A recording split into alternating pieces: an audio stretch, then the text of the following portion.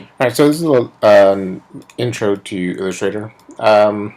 If you've never used Illustrator, I'm going to first start with some basic navigation. I'm going to start off with some navigation shortcuts. Um, some of these shortcuts could be found at the bottom of your screen of your tools over here. Just so we have something to look at. I'm just going to make a rectangle. Click on the black arrow to deselect it. The shortcut that I'm going to use to navigate, instead of using the hand tool or the zoom tool, I'm going to hold down the spacebar, and I can have the hand tool show up. If I hold down the spacebar plus the control or command, you can zoom in. Spacebar, command, or control, and alt, and you can zoom out. So it's essentially these shortcuts right here. The hand tool is the spacebar. To zoom in is spacebar plus control or command, depending on if you're a Mac or a PC. Zoom out is spacebar, control, or command and alt. Another way to zoom in and out is by holding the alt key and using the scroll wheel on your mouse. So I'm just holding down the alt key and using the scroll wheel on my mouse. The last way to zoom in and out, if you hold down the command or control key and you hit plus or minus on your keyboard, it's another way of zooming in and out. One way to make copies of an object is if you hold down the alt key, so right underneath these useful shortcut keys. So I'm on the black arrow tool. I select the object, hold down alt, and I just drag it out of the way.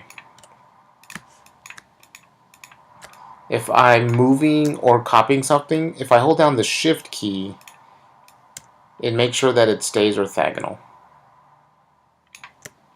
as opposed to me just moving it anywhere I want.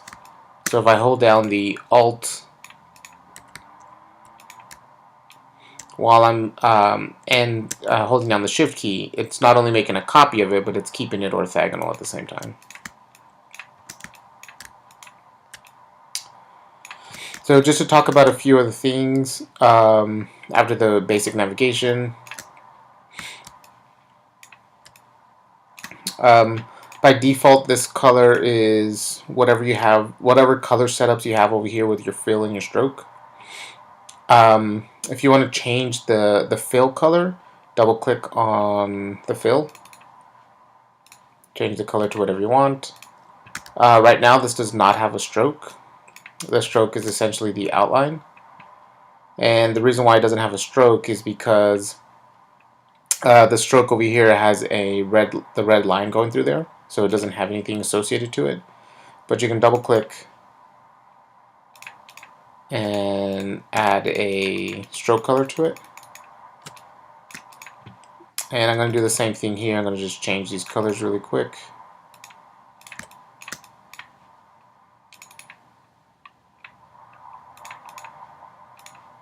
And give it to some random stroke color.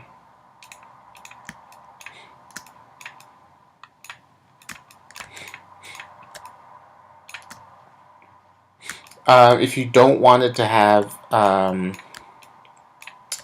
any stroke at all, you just obviously click this little icon for none, and it gets rid of it. Or you can click that icon to give it some color, or it could also be done at the opposite. So if you don't want anything for the fill, you just get rid of it. And if you click on it with the black arrow tool and just drag it, you can see that there's nothing there. There's no color or anything. I'm going to bring that color back.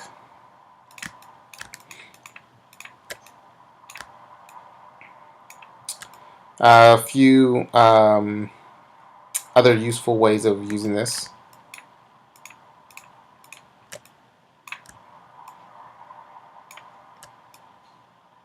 is with the layers. So right now, as I've drawn everything, it actually remembers the order in which I've drawn something. So because I drew this object first, it's placing it on the bottom. I drew this object next, or I copied it over. So it's placing it on top of the red object, and then I copied the green object last, and it's placing it on top of the other two objects. But I could always rearrange the order of things. Say, for example, I want the green one to be at the bottom. I can right-click, select it, and then right-click, go to Arrange, send it back, and now it's behind there. Or I can also do the opposite, get this red one, arrange, bring to front. So I can rearrange the order. The other way I can rearrange the order is by looking in my layers. So if I select one of these objects, it tells me which layer it's in because it's giving me this little square as an indicator.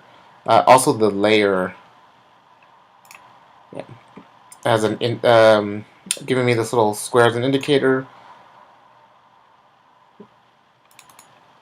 And if I maximize this, I know that my red is above my this purple color because the red is above my purple within my layers. An easy way I can get my objects into a brand new layer. I'm going to create a new layer. I'm going to select all three of these objects. Again, it's giving me that little square of the indicator in which layer it's on. If I click and drag that square to a different layer, these objects are now in a different layer, which is layer 3 that I just made.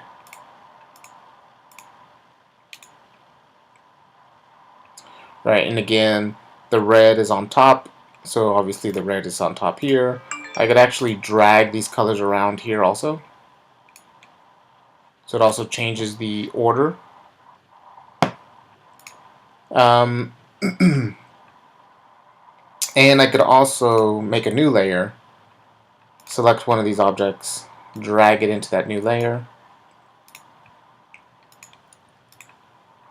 So that because layer 4 is on top of layer 3, no matter which way I drag these, let's see. No matter which way I drag these will always be interchangeable because they're both in the same layer. But because layer 4 is on top of layer 3, which is on top of these sublayers, this one will always end up to be on top. I would have to drag the entire layer 4 in order for it to change. The one thing you do want to be careful about is dragging a layer above or below other layers, or you could accidentally or purposely drag layers inside other layers. So now I have layer 4 inside of layer 3. So just one thing to be careful of.